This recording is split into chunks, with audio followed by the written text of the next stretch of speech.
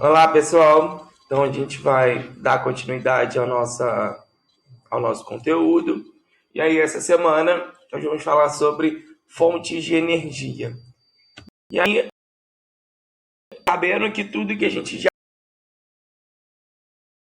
é relacionado com fontes de energia, justamente porque todo o processo industrial, todo o processo relacionado as indústrias, as transnacionais, os próprios fluxos estão também envolvidos nas fontes de energia. E aí a gente vai ver que nós vamos dividir elas em fontes de energias não renováveis e as outras que são fontes de energia renovável. As não renováveis são aquelas que se esgotam com o tempo e são aquelas que vão exigir milhões de anos para se formar. Por exemplo, o petróleo. O petróleo ele é um combustível fóssil. Ele vai ser renovado, porque com a fossilização das coisas que existem no planeta, daqui a milhões de anos o petróleo vai ser renovado. O problema é que ele demora tanto tempo para se renovar que então ele é considerado uma fonte de energia não renovável. E aí eu dei 3 exemplos para vocês: carvão mineral, petróleo e gás natural. Os combustíveis fósseis, igual eu falei, são aqueles que são a principal fonte de energia de uma forma global. A gente vai ver que hoje a nossa matriz energética mundial está baseada no consumo dos combustíveis fósseis, né? Que é gerado pela fossilização dos seres vivos. Então, a gente vai ver que esses combustíveis fósseis são grandes causadores de impactos ambientais.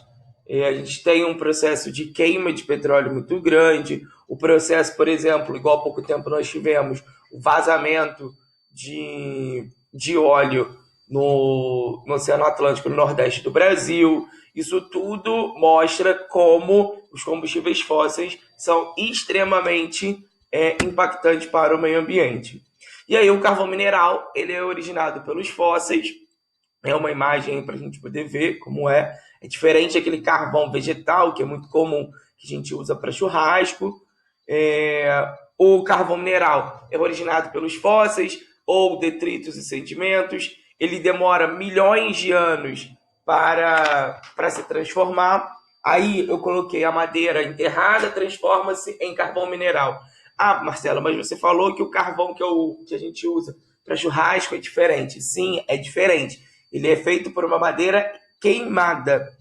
Nesse caso, o carvão mineral ele é fossilizado, ele é originado por fósseis. A madeira, no caso enterrada, torna-se um fóssil e se torna carvão mineral. É diferente daquele carvão feito de madeira que a gente usa, o que é muito utilizado para gerar energia nas termoelétricas, porque o calor produzido pelo carvão mineral é muito maior do que o calor produzido pelo carvão vegetal, ok? E aí o outro, petróleo. O petróleo ele é responsável por 1/3 da energia mundial. A gente vai ver que é a matéria-prima fundamental para a nossa sociedade atual de um modo geral. Principalmente porque o petróleo ele não gera só combustíveis para transporte, para os meios de transporte, como gasolina, querosene, diesel, gás natural, essas coisas. O petróleo também é responsável por gerar outros produtos, como, por exemplo, o plástico, o asfalto. Então, a gente não usa petróleo apenas para meios de transporte. Ele também é responsável pelos produtos que são produzidos pela indústria para o consumo da sociedade. Então, a gente vai ver que essa fonte de energia ela é responsável por impulsionar a economia mundial. A gente tem aí, principalmente na área ali do Oriente Médio, na Ásia, cerca de 47% das reservas de petróleo estão localizadas nessa área. O Brasil é um grande produtor de petróleo, assim como os Estados Unidos é um grande produtor e um dos maiores consumidores de petróleo do mundo. A gente vai ver que Com a exploração do petróleo, a gente vai criando novos espaços geográficos. Por quê? Vai modificando a paisagem que existe. Justamente porque o petróleo, ele cria, quando na área terrestre você tem que isolar uma área ao redor dele, ao redor daquele poço, para poder fazer a perfuração e criar a extração, ou como é o caso do Brasil, que é feito no mar, eu tenho que criar uma plataforma a quilômetros da costa, justamente por conta da exploração. E aí a gente tem os problemas que esse petróleo gera para a sociedade de modo geral. Para o meio ambiente, a possibilidade de contaminação das águas marinhas, a poluição por queima de seus derivados. Igual eu falei, o caso no Nordeste há pouco tempo, de se ter lá a mancha de óleo, a mancha de causado por que a gente tem nesse processo do petróleo. E aí, outro que é a poluição. A gente vai ver que quanto mais carros nós temos nas ruas, quanto mais transporte a gente tem, a gente vai vendo que a queima de combustível fóssil é muito grande e isso está relacionado com a poluição causada por essa fonte de energia. Depois a gente vai ver o gás natural, que ele é a decomposição da matéria orgânica fossilizada. A gente vai ver que eu vou encontrar gás natural, geralmente muito próximo a onde se encontra petróleo. E aí a gente vai ver que os produtores principais desse produto são os Estados Unidos e a Rússia, que são também os maiores consumidores desse tipo de produto, desse tipo de fonte de energia. E aí depois a gente vai ver as fontes de energia renováveis, que são aquelas que se renovam, aquelas que não se esgotam com o uso, né? A gente tem aí o biomassa hidráulico, que é causado pela água, eólica pelo vento, solar pelo calor do sol, geotérmica pelo interior, o calor pelo interior da terra, e maremotriz, que é pelas ondas do mar, pelas marés, por aí vai. Esse conjunto de energia vai ser denominado como fontes sustentáveis. Por quê? Porque elas permitem o crescimento e o desenvolvimento econômico sustentável. A gente já falou sobre desenvolvimento sustentável nas outras aulas, e aí a gente está aí e aí essas fontes causam um baixo impacto ao meio ambiente. Não quer dizer que não causam impacto, mas o impacto relacionado às outras fontes é menor. Aqui a gente tem as hidrelétricas, que são aquelas responsáveis por produzir energia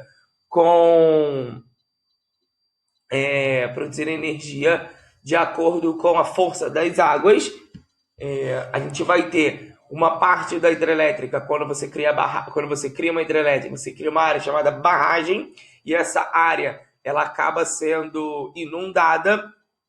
Então, eu tenho um impacto, esse é o meu impacto criado pelas hidrelétricas. Vai ser, então, pela inundação. A inundação ela vai gerar, por exemplo, uma decomposição da matéria orgânica que ali existia e pode criar o gás metano. Às vezes pode existir uma espécie de animal ou vegetal que só existia naquela região e com a inundação ela acaba se tornando extinta. E além do problema do perigo de uma barragem de hidrelétrica se romper.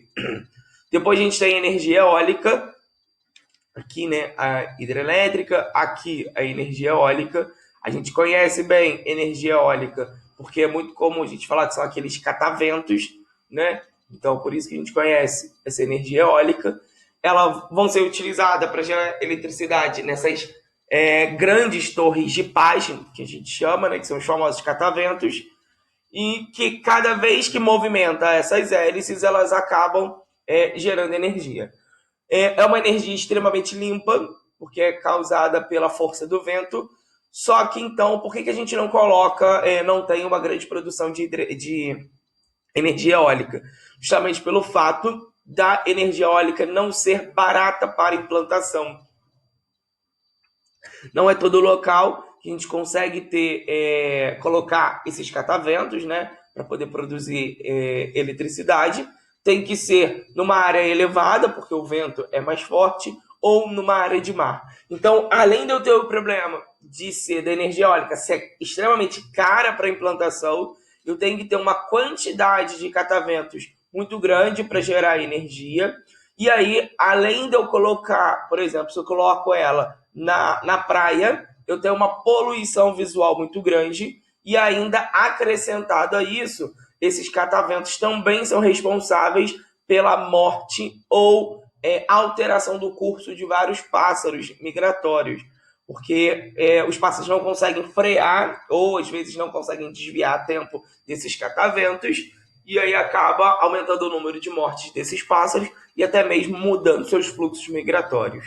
E aí aqui energia solar, né, que são esses painéis de fotovoltaicos que a gente vai ver que absorvem a luz do sol, transformando essa luz em energia. A mesma coisa que eu tenho sobre energia eólica, eu tenho o mesmo problema da energia solar.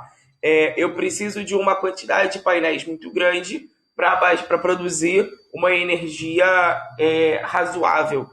Quanto mais uma quantidade pequena de painéis abastece às vezes uma casa. É muito comum a gente ver painéis de energia solar para uma casa. Então imagina quantos eu precisaria ter para abastecer uma cidade ou um bairro, né? Se um painel, geralmente uma casa tem de 3 a 5 painéis.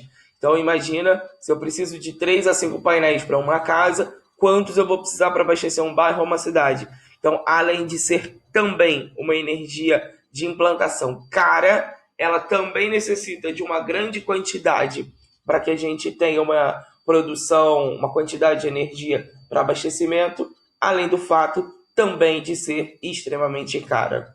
A outra, que é a utilização do lixo, né, que também está composto pela biomassa, a gente vai ver que essa utilização do lixo como fonte de energia, ela é possível graças ao gás metano. Então, quando eu tenho esse gás metano produzido pelo lixo, eu vou conseguir gerar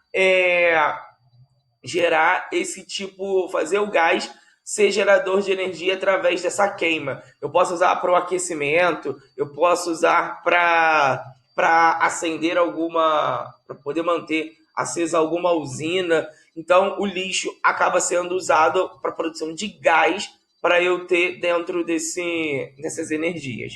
O outro, que é o álcool, o etanol, eu vou ter tanto o etanol para gerador de energia, como sendo um substituto para a gasolina, né?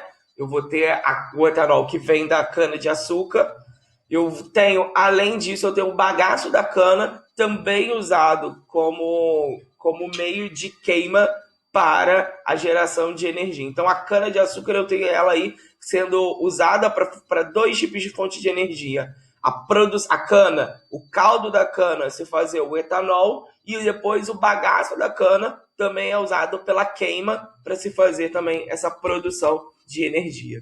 Tá bem, pessoal? Então, qualquer dúvida, só postar lá, entrar em contato que eu vejo depois. Tchau, tchau.